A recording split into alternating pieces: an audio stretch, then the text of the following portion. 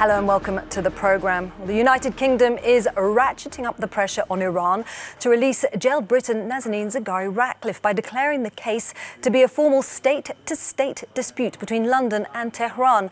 Nazanin was arrested 3 years ago at Tehran airport on her way back home from a visit to Iran. Accused of spying, she was sentenced to 5 years in prison.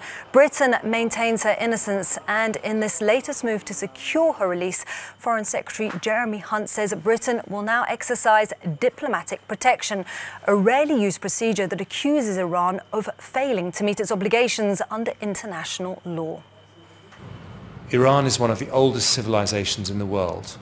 I know there are many there who understand the unjustness of this situation. No government should use innocent individuals as pawns for diplomatic leverage. So I call on Iran to release this innocent woman. Well, for the latest on this, I'm joined from London by our correspondent Vincent McAviney, who is outside the Foreign Office. Well, good morning to you, Vinny. Can you explain to us in real terms what difference does it make having diplomatic protection granted?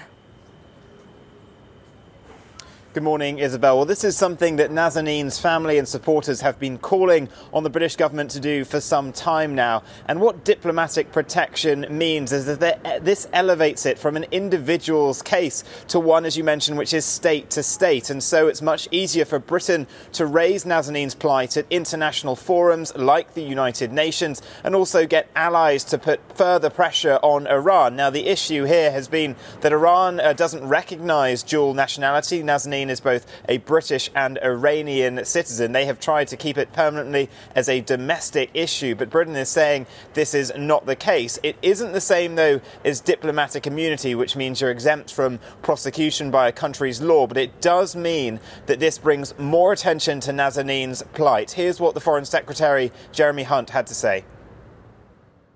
My decision is an important diplomatic step which signals to Tehran that its behaviour is totally wrong.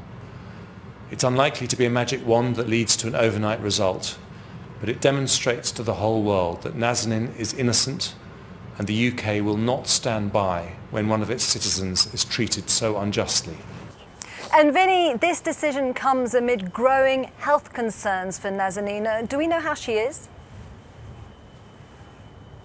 Well, Nazanin has had a very difficult time in Iranian prison, understandably. Now, she actually served her sentence but continued to be detained. And what we know from Nazanin's family is that obviously the conditions for her aren't very good. She's had some health problems related to the kind of cramped confinement that she's been in. She's obviously been under a lot of psychological stress because at times she's been held in solitary captivity. She hasn't been able to see her daughter, who's being cared for by her parents. Her contact, the rules about it change frequently, and they put pressure on her to do things like become a spy for them in order to get her release. Now, the most recent event, though, was that she discovered a lump on her breast, which meant that she wanted to be seen by medical specialists. That access was denied by the prison authorities, and so back in January, Nazanin went on hunger strike for several days until they eventually caved and allowed her to have access to some medical treatment. It's not clear at the moment whether or not that was something serious or not, but